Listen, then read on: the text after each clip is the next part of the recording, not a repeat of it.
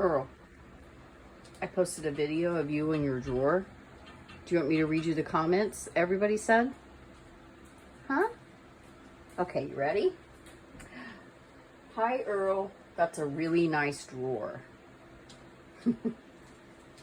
He is funny, loving his drawer. He has a big, beautiful home, but he loves his drawer. You like your drawer, don't you? That's true. I'm not so sure that's a hello. Is that funny? Earl loves a drawer to hide in. He's funny and has quite the personality. Quiet and shy. Earl seems very wise in his drawer of awesomeness. Incredible. He's 2 years older than me. You're an old man, aren't you, Earl? Not really.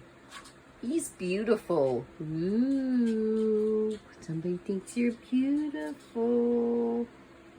You are handsome, aren't you? Haha, this bird. Oh, are these making you bored?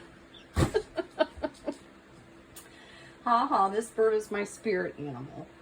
Just leave me in a drawer and come say hi every once in a while. LOL, and feed me. All good. He is so sweet. Can we see more of him? They want to see more of you. And you. Bus, please don't chew on the air.